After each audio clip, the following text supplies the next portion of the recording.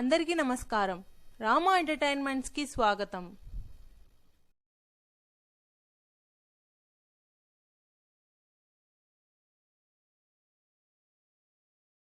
ఈరోజు సింగరకొండ ప్రసన్నాంజనేయ స్వామి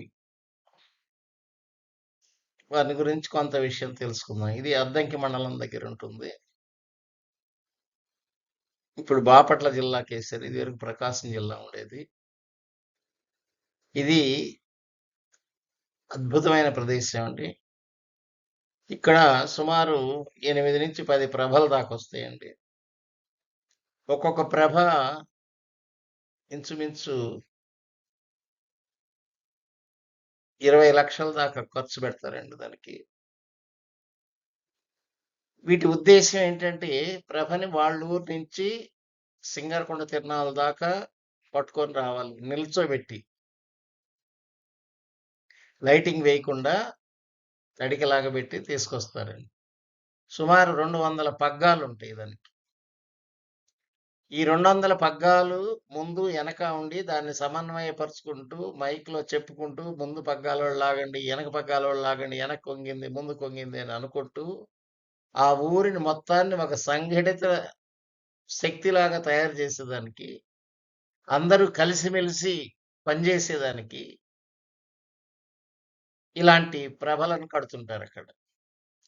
ప్రభ కనుక చూసినట్టయితే అవి కళ్ళు మిరుమిట్లు గొలిపేటట్టుగా, ఆ సౌండ్ కనుక చూశారంటే కొన్ని వందల మైకులు ఒక్కొక్క తట్టు పెడుతుంటారండి. ఆ సౌండ్ అదిరిపోయే సౌండ్ వస్తుంటది.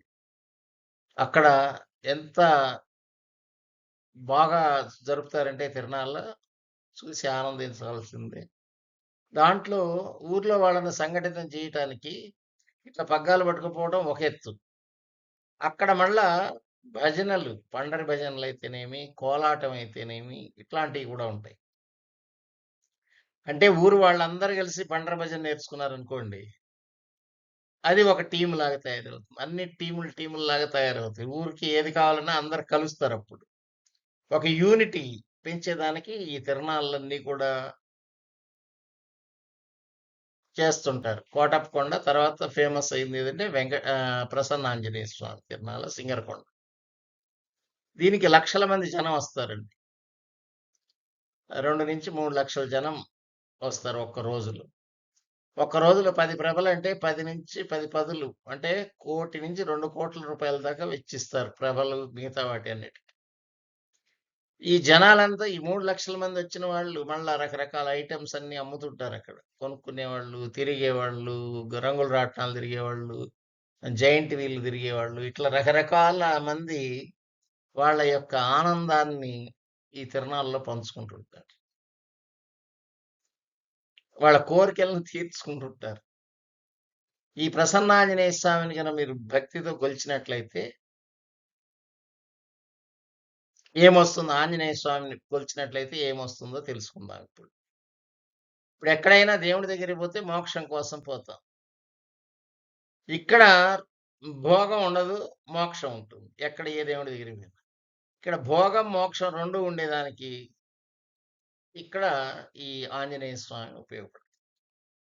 యత్రాస్తి భోగో నహి తత్ర మోక్షః, యత్రాస్తి మోక్షో నహి తత్ర భోగః. శ్రీ మారుతి సేవన తత్పరాణం భోగస్య మోక్షస్య కరస్థ ఏవ. అంటే ఎచ్చట భోగం ఉంటే అక్కడ మోక్షం ఉండదు, ఎక్కడ మోక్షం ఉందో అక్కడ భోగం ఉండదు. కానీ ఈ ఆంజనేయ స్వామిని సేవా తత్పరతో మనం కనుక పూజించటం, అక్కడ సేవ చేయడం ఇలాంటివన్నీ చేస్తున్నట్టయితే భోగము మోక్షము 2 సిద్ధిస్తాయి. అది ఇక్కడ స్పెషల్. ఆంజనేయ స్వామికి భోగం మోక్షం 2 సిద్ధించే ప్రదేశం ఏదైనా ఉందంటే అది సింగరకొండ ఆంజనేయ స్వామి అనొచ్చు.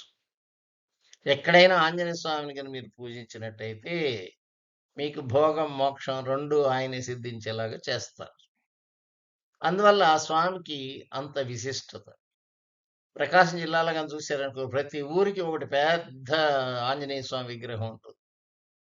అక్కడ పూజలు జరుపుతారు. సింగరకొండ ప్రసన్న ఆంజనేయ స్వామి హోళీ రోజు తిరణాలు ఉంటుంది. ఈ సంవత్సరం 3వ తేదీ వస్తుంది. మార్చి 3వ తేదీ వస్తుంది. 3 అది. అందువల్ల ఆ రోజు ప్రత్యేకత చాలా ఉంటాయి.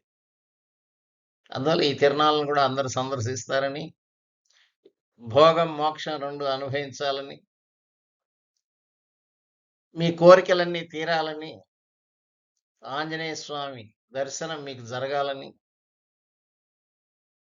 ఆయన కృపా కటాక్షాలన్నీ మీ మీద ఉండాలని కోరుకుంటూ సెలవు తీసుకుంటున్నా. నేను మీ Elchuri Rammohan Rao. Nellore, retired principal, government polytechnic, Nellore. నేను 50 సంవత్సరాలు తాళ్ళూరు నుండి సింగరకొండకి నడిచి వెళ్ళేవాడిని.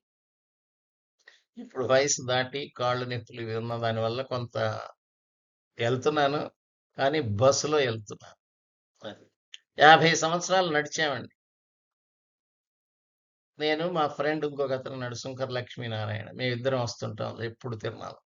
ముందు రోజు నైట్‌కి తాళ్ళూరు ఎళ్లి, అక్కడ ఎర్లీ మార్నింగ్ నడవడం మొదలుపెడతాం. 4:00 లేచి ఎంబడే దారిలోనే స్నానాలన్నీ కూడా దారిలోనే చేసేవాళ్ళం. గుళ్ళకమ్మలో స్నానం చేసేవాళ్ళం. చిలకలేరు, దోర్నపాగు, చిలకలేరు, గుళ్ళకమ్మ ఇవన్నిటిని దాటుకుంటూ ఎళ్ళేవాళ్ళం.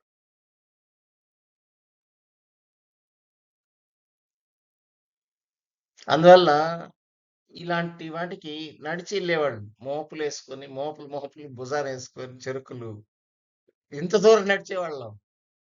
అది చిత్రం. ఇప్పుడు ఆటోలు, బస్సులు అన్నీ వచ్చాయి. ఇప్పుడు నడిచేవాళ్ళు తగ్గారు. మేము నడుస్తుంటే మేమిద్దరమే మమ్మల్ని విచిత్రంగా చూసేవాళ్ళు. అందువల్ల దారిలో కుంకుబాడు అని ఒక గ్రామం ఉంది. అక్కడ 108 శివలింగాలు ప్రతిష్ఠ చేశారు. అది ఇంకా పవర్‌ఫుల్ క్షేత్రం. మేము అక్కడికెళ్ళి అభిషేకం చేసేవాళ్ళం. ప్రతి సంవత్సరం ఎళ్లి. అది పెట్టినప్పటి నుంచి అభిషేకాలు చేస్తూనే ఉన్నాం. అందువల్ల మీరు కూడా వీలైతే అక్కడికి పోయి అభిషేకం కూడా చేయండి. మంచిది. Thank you one and all for watching this video.